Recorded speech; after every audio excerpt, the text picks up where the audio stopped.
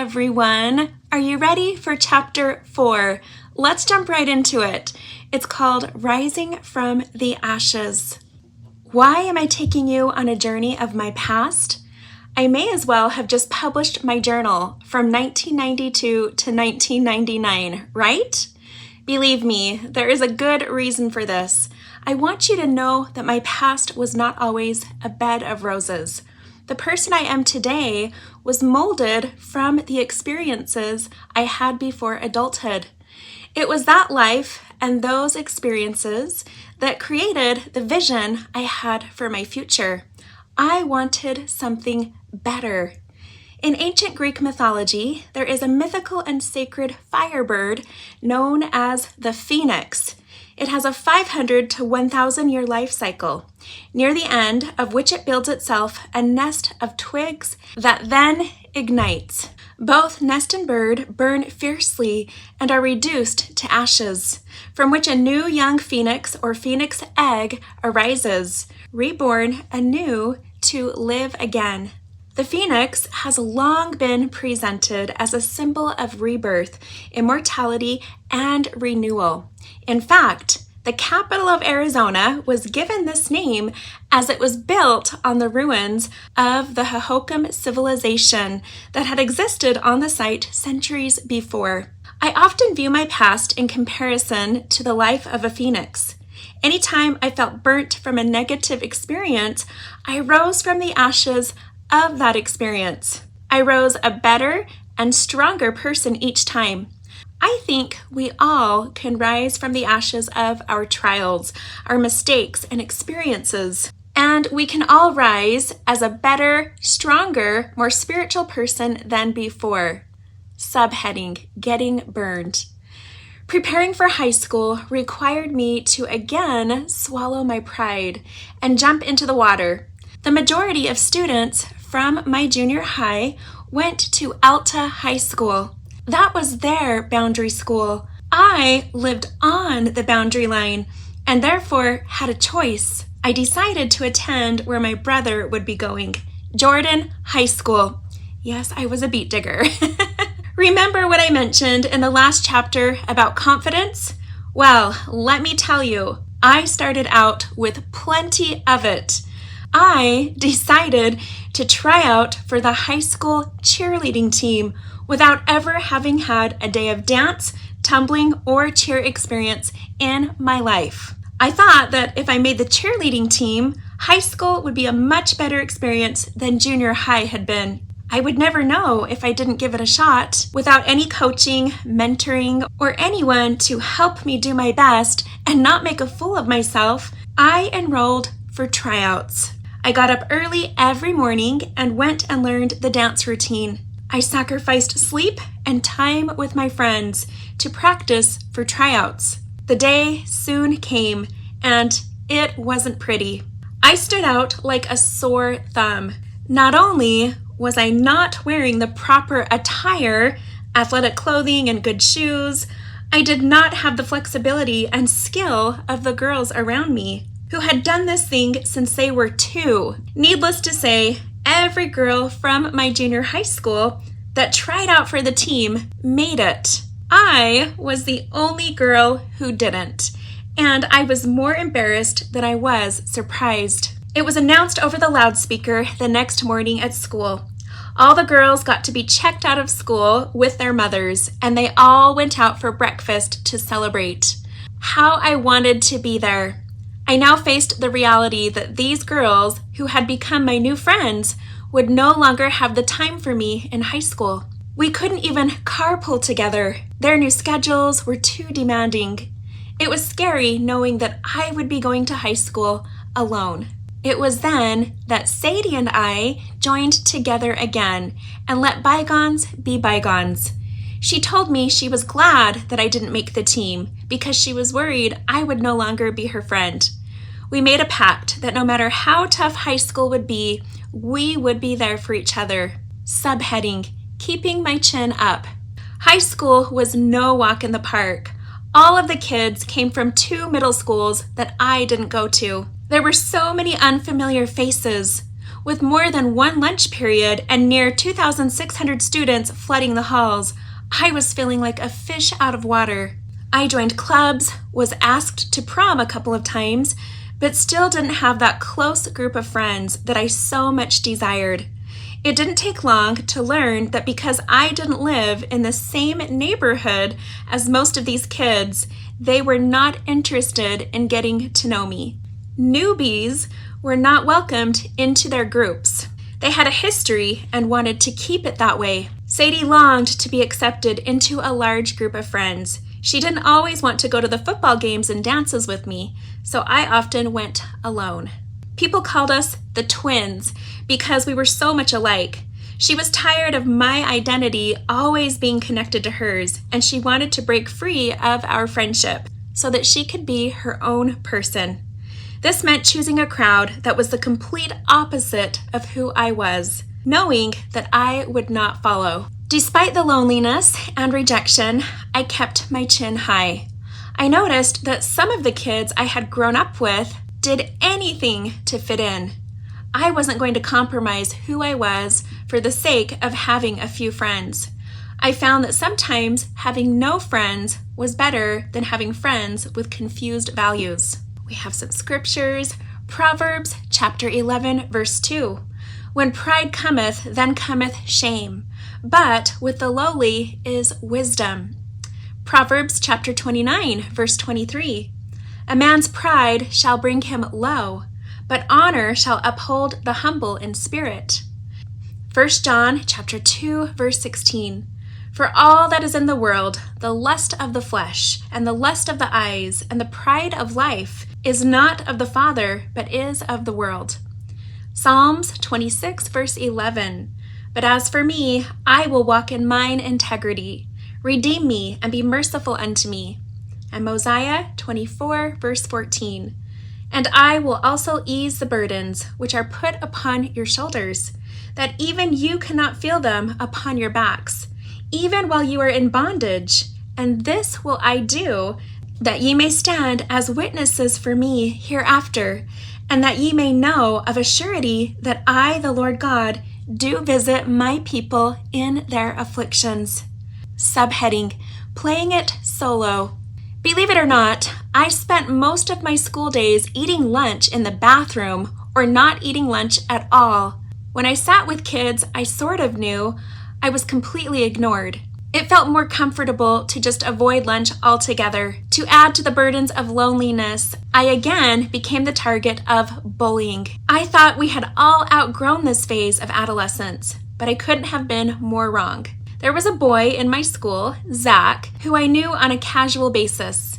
He had different values and beliefs than mine, but this never bothered me, and I was very kind to him. I was kind to everyone. He apparently liked me very much, and I had no idea. One day, he and his cousin stopped by the mall and came into the store where I was working after school. I happened to be working all alone, so it was nice to have some visitors. It was then he handed me a metal nut that had something engraved on it. I looked down and read, "Lindsey, will you go to prom with me?" Flattered, I thanked him for asking me and then braced myself to tell him the bad news. I had already been asked to prom by someone else and said yes. The boy that had asked me to prom came from very poor and humble circumstances, and I felt sorry for him.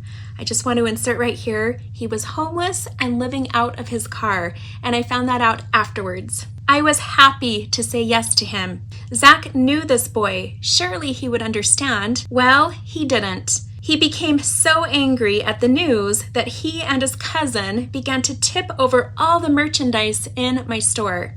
They knocked everything over and began to call me horrible names. I felt so shocked, confused, and violated. I tried to motion to people outside the store to come in and help me. By the time I ran and got security, they were gone. For weeks after that incident, Zach made my life pure misery. He and his cousin would run up to me in the halls, grab my textbooks out of my arms, and throw them down the stairs. Once, they tripped me, took my shoes, and threw them in the garbage. They even recruited other people to do their dirty work for them. Girls I had never met before would approach me in the hall and call me terrible names. Finally, the day came when I couldn't take it anymore. They were all waiting for me after school and surrounding my car. I was terrified. Suddenly, caught in the gunfire of pieces of Swedish fish flying at my head, I ran back into school and demanded to speak to administration. Fortunately for me, one of the vice principals, a woman, did not take harassment lightly. She felt sympathy for me and took care of the issue immediately. She met with my bullies and their parents, and there were no more problems after that. Subheading: The uphill battle continues. Now, I don't tell you about these experiences so that you will feel sorry for me. I don't feel sorry for me. I had faith deep within that one day everything would get better. I knew who I was, and most kids didn't figure that out until years after graduation. I had college lined up and had set goals for myself that I was already accomplishing. If anything, the way I was or wasn't treated in high school was motivation for me to exceed my own expectations of myself. I wanted to go on to bigger and better things and make a positive difference in the world. The best way to forget about my problems would be to work on my goals. Goals are what gave me the motivation to move forward and endure. During my senior year, I joined the DECA Club. I had seen the school fashion show every year and thought it would be so much fun to be a part of that. I was interested in fashion merchandising and took a high school class that ended up counting as credit at Weber State University, the college I was planning on attending. This opened up new goals and geared my focus on club competitions and preparation for college. The fashion merchandising state competition was one of my goals. It was a very demanding involvement, and I remember putting a lot of time and energy into my project. I had to put together a marketing campaign for a fashion retail company and convince the judges why my campaign would significantly boost revenue. In high school, I was employed part-time working at the mall. I decided to use the company I worked for as part of my project. This gave me an advantage because I had easy access to sales reports and could borrow items from the store to use in my display. We didn't have a computer at home, so I had to handwrite my posters and use stencil lettering. It was a lot of work, and in the end, I was very proud of myself. My campaign was designed to boost sales for the line of formal wear accessories that the store carried. I knew from personal experience how difficult it was to sell those items because they were so pricey. My theme was centered on prom night, and I put together a contest that involved all of the high schools in Utah. The winning high school would receive sponsorship for their prom. Our company would cover all the costs and give them a prom to remember. To make it more convincing, I brought in a display case with popular prom accessories inside. I had drawings of the storefront featuring the window displays I had designed to advertise the contest and campaign. It was amazing to see the reaction on the judges' faces, and I felt very proud of my hard work. After the competition was over, everyone filed into the seating hall to hear the results. There I sat with my school, anxiously hoping to take any place. All I really wanted was to earn respect and honor from my fellow schoolmates. I wanted to make my school proud. As I looked around, I noticed something interesting. All the kids who were there supporting our school at this competition were all coincidentally part of the in crowd. None of them knew my name. Maybe now they would. When the results were revealed for my category, my heart began to pound. As they announced fourth place, I heard my name called. It was eerily quiet as I walked up to receive my award, and I wondered why it had become so silent. I looked down at the crowd, and it seemed as if they were waiting for something. Just moments before, other kids from my school had won fourth place in their respective categories, and there were buckets of cheers and applause from the section where my school was sitting. Why was it now so silent? Third place was soon announced, and it was a girl from our school. Our school went wild, cheering her name and throwing out their support. They were even noisier when first place was announced. She was also a student from our school. I couldn't help but feel 3 inches tall as I walked back to my seat without one congratulations or pat on the back. Once again, I was my own cheering section, and I secretly cheered for myself. Not sure what it was going to take to win acceptance from my school, I wondered why I even bothered trying. I guess I was just tired of eating lunch in the bathroom and sitting alone in assemblies. I wanted to feel like I existed. I was a happy, smiley social girl, and I wanted people to see that. I worried that people must have thought I was either extremely shy or extremely arrogant, and that's why I was always sitting alone. The thought always crossed my mind about how life might have been if I would have attended the other high school. Surely it couldn't have been as bad as this. Subheading: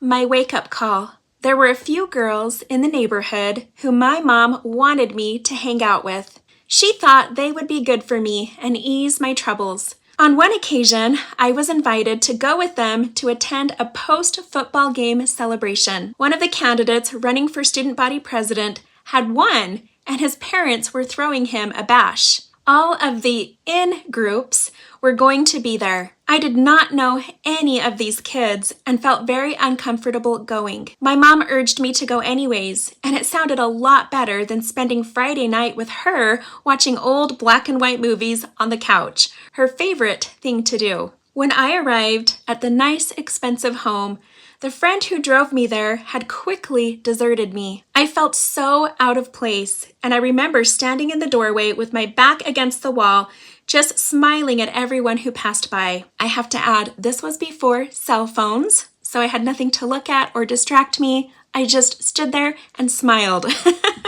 There were tons of people in the kitchen enjoying sodas and snacks and laughing up a storm. None of them knew my name or seemed to want to. Thoughts of second-guessing myself for coming seemed to fade out the roaring laughter in the background. After a few awkward moments, the student body president's mother, a beautiful, well-kept woman, came over to me and said, "You're such a pretty girl. I'm surprised I've never met you before. What's your name?" "Lindsey," I said. I noticed that her beautiful clothes and sparkly jeweled earrings didn't even compete with her radiant personality. She took my hand and asked me to come have a seat with her in the living room where all the adults were chatting. "You must be a cheerleader," she said, seemingly convinced. "Nope, I'm not a cheerleader," I assured her as I straightened my necklace. "Then you must be on the dance team," she said, hoping to be right this time. "Nope, I've never had a day of dance lessons in my life," I replied. With a puzzled yet intrigued look on her face, she said,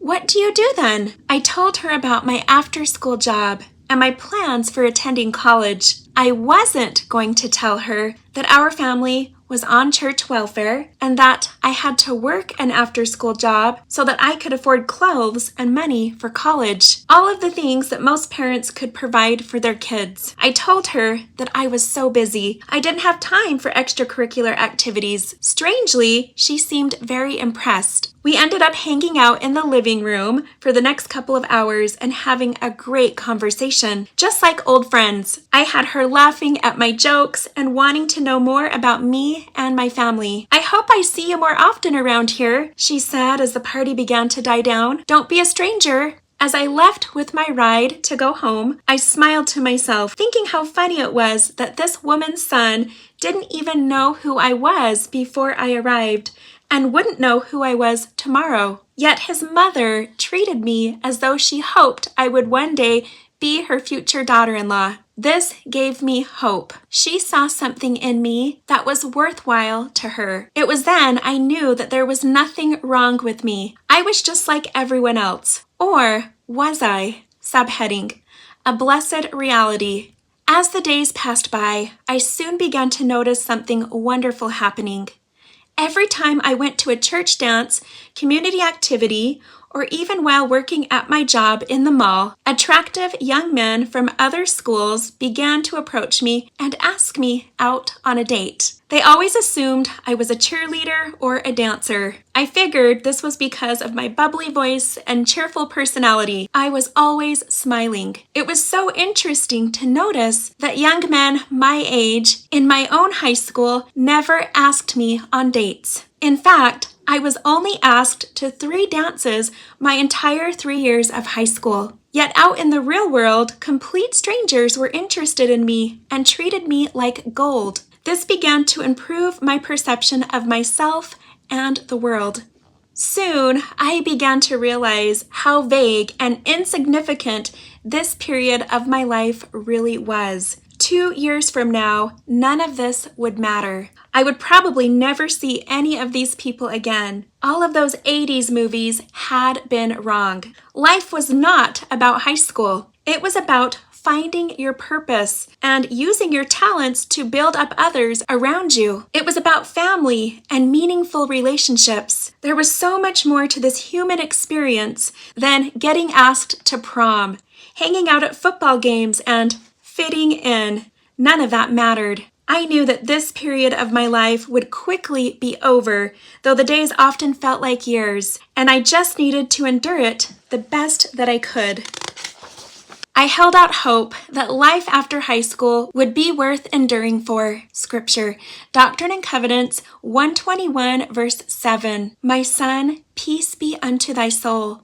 Thine adversity and thine afflictions shall be but a small moment. In addition to that, I learned that I needed to stop centering my entire focus on myself, sometimes difficult for a teenager to do. A great prognosis for loneliness is service. I began to reach out to others around me who seemed alone in their trials and needed a shoulder to lean on. Looking for people to help or befriend was very rewarding. It made the sting of abandonment and despair quickly fade away. I soon found that there were a few good and genuine people in my school who had my best interest at heart. We helped lift each other's burdens and make the best of the rest of the school year. Scripture, Mosiah chapter 18 verse 9. Yea, and are willing to mourn with those that mourn. Yea, and comfort those that stand in need of comfort, and to stand as a witness of God at all times and in all things and in all places,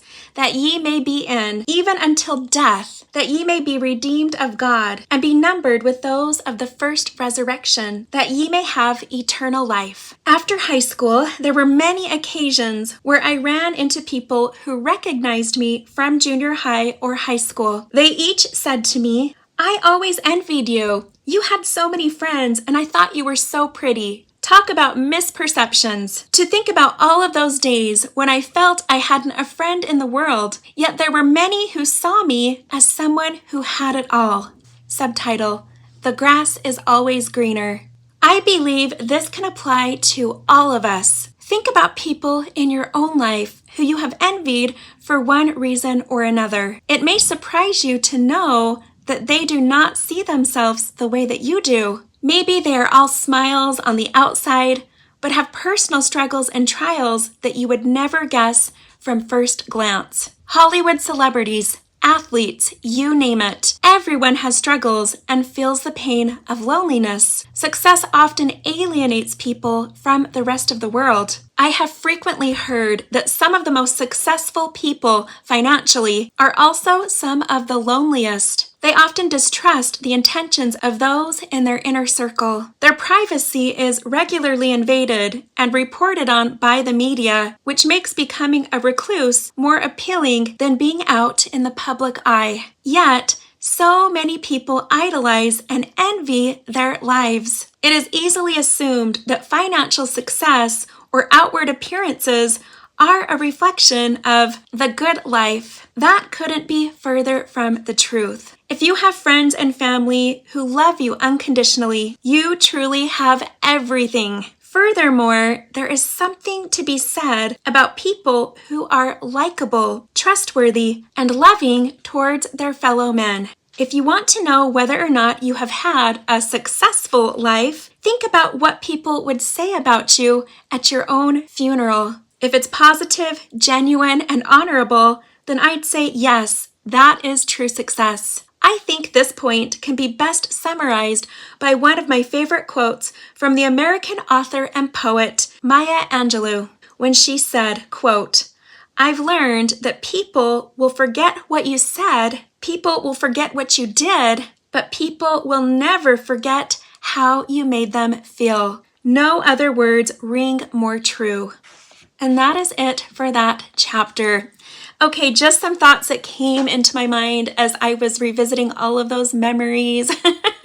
These are not always the most pleasant memories, so my kids don't always hear about them. And again, I haven't even looked at this book since it was published in 2013. So it's been a while since I've thought about these memories. Something that happened years later after writing this book, I was invited to help host our 20-year high school reunion. That was about 6 years ago, and I remember it was so strange because many of the people there were the people in this book, the people who never spoke to me, didn't know my name. But leading up to that event, because they were seeking volunteers to help put on this reunion, as most of the student body officers who were voted in back in high school for that job had bowed out and were missing in action. They were looking for volunteers to help put on this reunion. And so I raised my hand and I offered to help. And I remember going to meetings and help plan and prepare everything, and how different it was all of those years later. Even though people remembered very little about me, they were so grateful to get to know me in 2019. It was like a fresh slate, like we were all starting over. Most of the alumni knew each other, had kept in touch over the years through social media, but I remember feeling still that I was someone that they really didn't know. But at the same time, in that moment,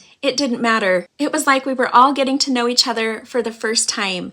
And there were a few people who came to that reunion who were friendly to me at school or remembered me from elementary. There were also people who I realized all of these years later, we now lived in the same area, we're in the same stake or the same ward, and I had no idea they were in my graduating high school class. It's so funny how that works out. I also remember running into some of the people in this book, and they were so kind, so friendly at this event. But prior to and even after the reunion, were very quiet towards me on social media. I also remember making new friends that night. People I don't remember from high school that I never knew, but we connected on social media later. So high school reunions are very interesting.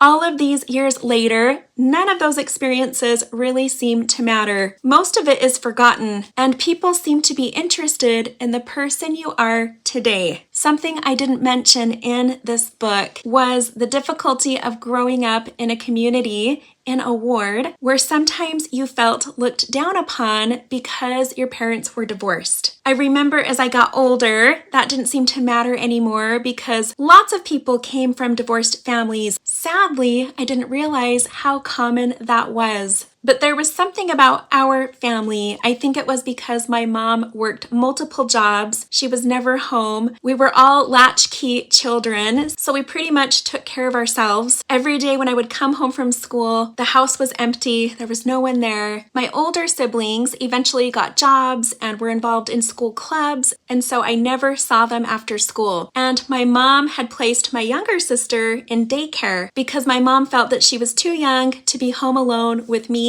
as we were pretty much raising ourselves. And so I remember a daycare van would pick her up from school and take her straight to their daycare facility. I wouldn't see my older siblings until about 9 p.m. And I would come home every day to this empty house, trying to process all of the sad and lonely thoughts and experiences I had at school, and no one to really talk about it with. Again, this was before the age of cell phones, so it's not like you could text a friend or get on social media. We didn't even have the internet yet, so there was no connection with the outside world. And I think that's why I became such an avid journal writer. I don't think I ever missed a day writing in my journal because for me, that was therapy. That's how I processed life. The good, the bad, and the ugly. It was all documented in my journals. I remember days coming home and being so hungry and being starved for an after-school snack, and I would open the cupboards, open the fridge, and everything was empty. Maybe a bottle of soy sauce or a bottle of ketchup, a half a bag of flour, something like that. And so I had to get really creative.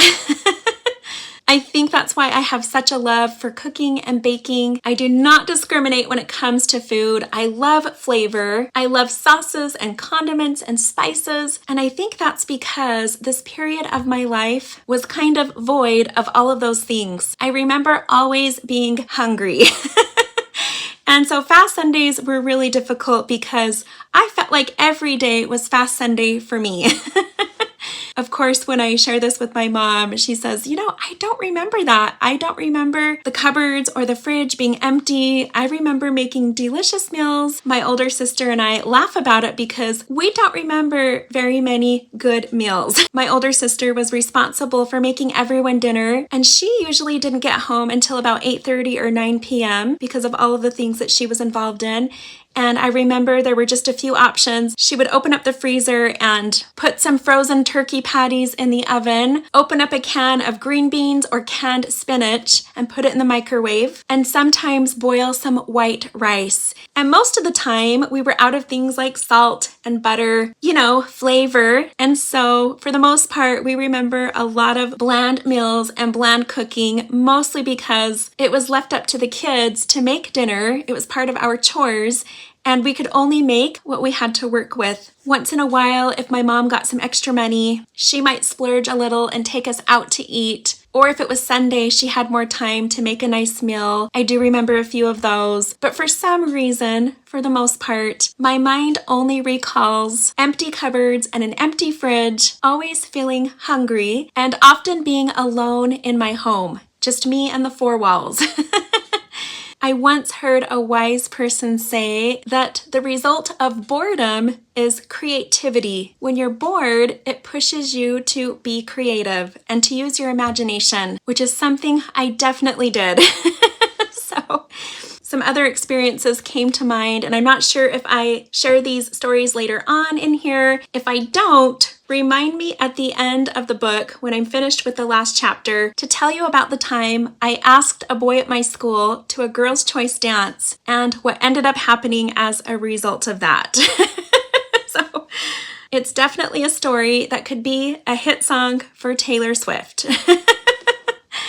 Anyways, I hope you enjoyed that chapter. I would love to hear your thoughts. If you have anything you want to share, if you related to that in any way, please comment down below. I love to read your comments. Hope you enjoyed, and I will see you next week.